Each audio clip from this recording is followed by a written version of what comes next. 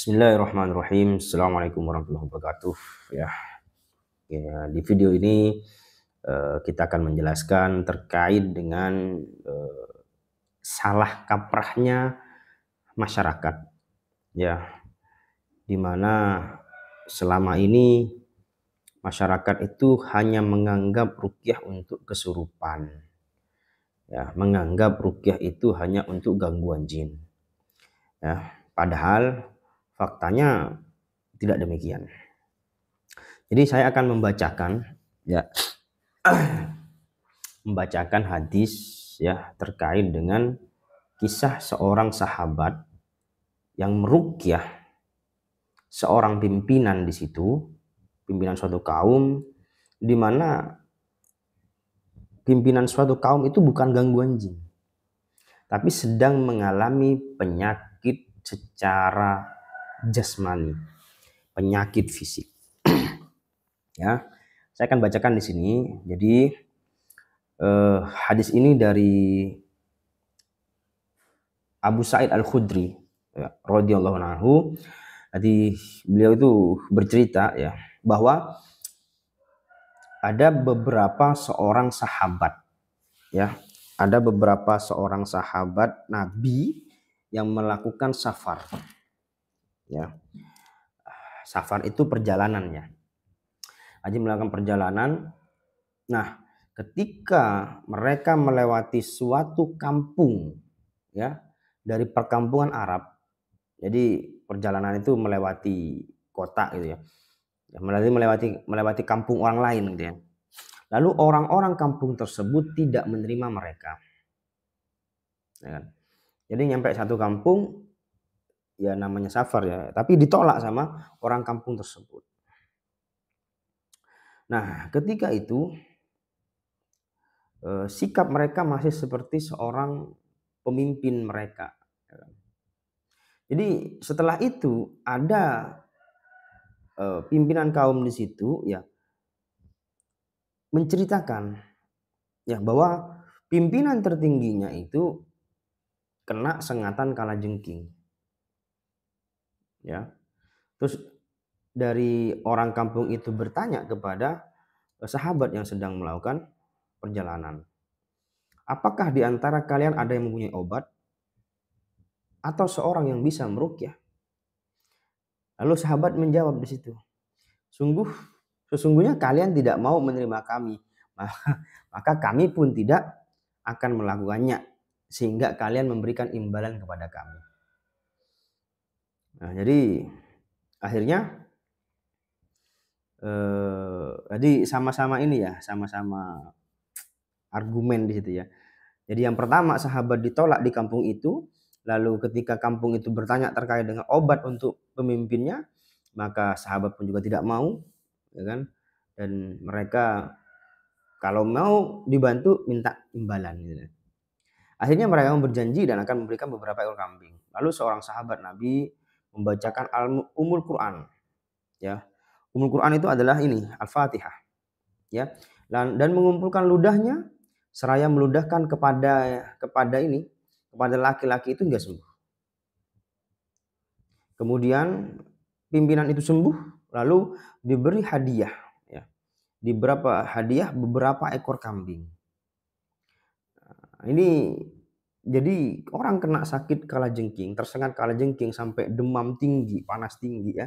Ini kan medis gitu loh. Jasmani, ya, secara fisik, bukan penyakit gangguan jin. Dan itu diruqyah dengan membacakan Al-Fatihah, lalu dikumpulkan ludahnya, lalu diludahkan dan sembuh atas izin Allah. Nah, ini sesungguhnya bukti, ya, fakta, ya, di mana ruqyah ini bukan hanya untuk penyakit-penyakit non medis.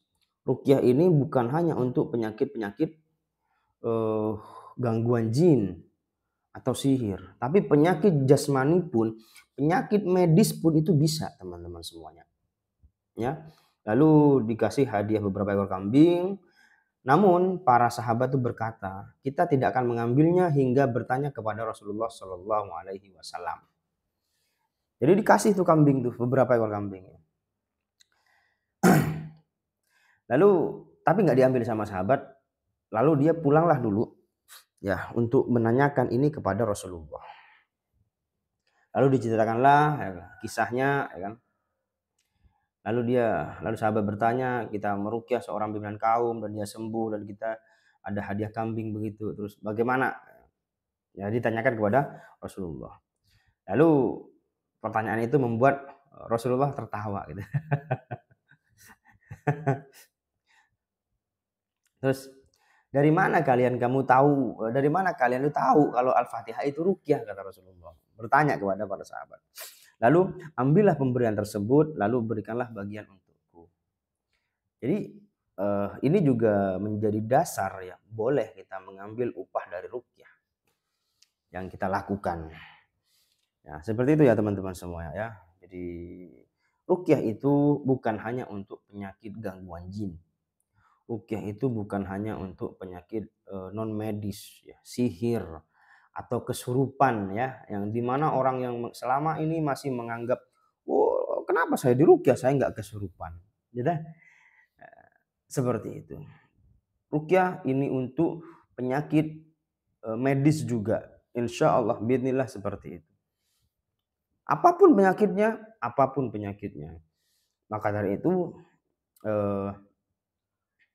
kalau kami menyarankan alangkah baiknya ya kan, ketika kita memiliki sakit ya, sebelum kita melakukan pengobatan yang luar biasa ya, pengobatan gini lah, pengobatan medis maksudnya, operasi dan sebagainya ya, cobalah diruqyah dulu kalau saran kami. Kita ruqyah dulu ya kan. Bagaimana dengan ruqyah itu? Ya ruqyah 3 sampai 7 kali ya kan. Terus habis itu kita lihat perkembangan. Kalau sembuh dengan Al-Qur'an, kenapa kita harus repot? Kita harus keluar kota, operasi ini itu dan sebagainya. Seperti itu ya. Jadi inilah apa itu ya? Pemahaman keliru ya, persepsi keliru selama ini bahwa ruqyah ini hanya untuk kesurupan. Ruqyah ini hanya untuk gangguan jin. Ruqyah ini hanya untuk sihir.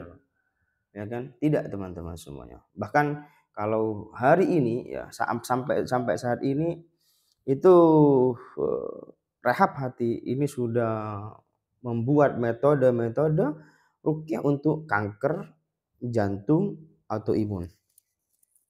Ya, ini murni ini penyakit medis yang sudah terdeteksi oleh medis dan ada data terkait penyakitnya.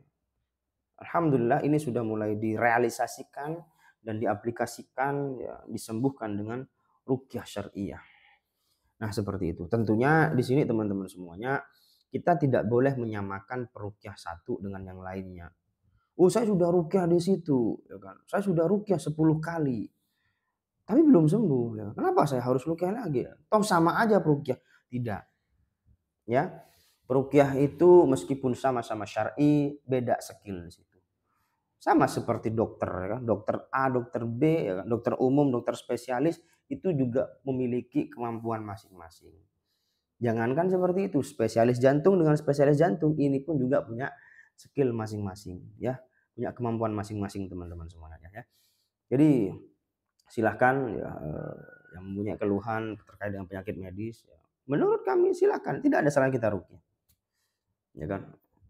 Nggak mau diruqyah ya silahkan ruqyah mandiri. Bisa.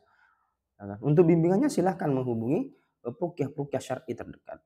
Nah, seperti itu. Nah, kami Rehab Hati sudah ada 100 cabang di Indonesia. Nah, silakan teman-teman semuanya menghubungi Rehab Hati terdekat di kota Anda. Nah, seperti itu ya. Jadi mulai sekarang buang sudah jauh-jauh terkait dengan persepsi ruqyah ini hanya untuk kesurupan. Baik, barakallahu fikum, semoga menambah wawasan untuk kita semua sehingga kita bisa muncul keyakinan dengan Al-Qur'an dan kita mendapatkan kesembuhan dengan Al-Qur'an. Ya. Barakallahu fiik. Assalamualaikum warahmatullahi wabarakatuh.